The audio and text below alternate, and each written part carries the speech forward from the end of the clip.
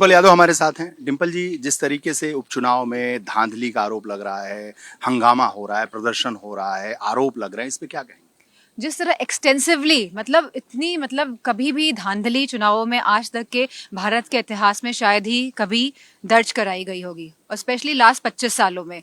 तो जिस तरह का माहौल है और जिस तरह से ये पूरा प्रशासन और जो भाजपा वाले हैं, जिस तरह शांतिपूर्ण तरीके से मतदान होना चाहिए, और इलेक्शन कमीशन ने भी कहा कि ज्यादा से ज्यादा वोट पड़े, वोट परसेंटेज बढ़े, लेकिन इसके एकदम उल्टा ये लोग कार्रवाई कर रहे हैं। और मैं समझती हूँ कहीं ना कहीं आज लोकतंत्र पे बहुत बड़ा खतरा मंडरा रहा है। भाजपा वाले प्रेस कॉन्फ्रेंस करके अध्यक्ष कह रहे हैं कि ये जो लाल टोपी वाले हैं, दलित बेटी की हत्या कर देते हैं, अपने पक्ष में मतदान नहीं होता है।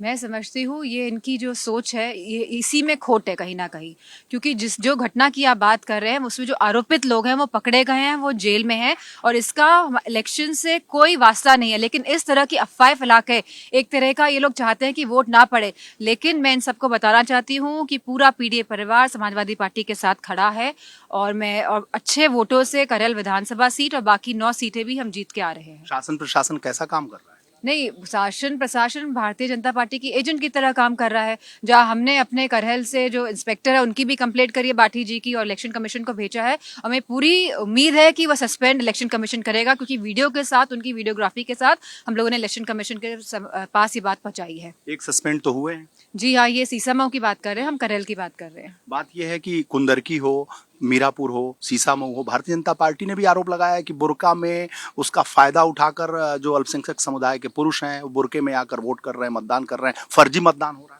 इनको शर्म आनी चाहिए इस तरह की बातें करते हुए, क्योंकि मैं समझती हूँ कि कोई भी लोग इस तरह नहीं कर सकते हैं। और मैं समझती हूँ जहाँ महिलाएं कतार में लगी हैं और वोट ना पड़े, इस तरह से ये भ्रम और इस तरह से ये फैला रहे हैं चीज़ों को। ऐसा क्यों कर रहे हैं ये लोग?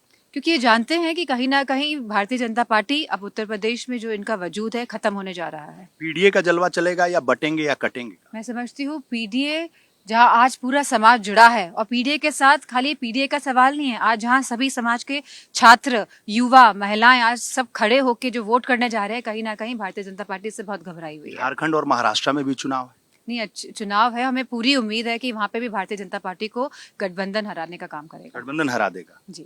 तो भारतीय जनता पार्टी, आखिरी सवाल है कि इतना हर तरफ से बेचैनी क्यों है, अफरा तफरी क्यों है? क्योंकि जो माहौल है वो भारतीय जनता पार्टी ने खराब करने का काम किया है।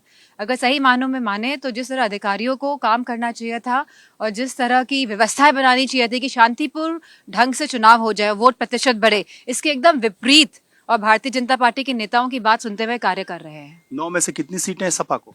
मैं समझती हूँ हम अच्छे वोटों से जीतेंगे, और हमारी कोशिश लगातार यही है कि हम ज्यादा से ज्यादा सीटें जीतें। ज्यादा से ज्यादा सीटें समाजवादी पार्टी के पक्ष में आएंगी।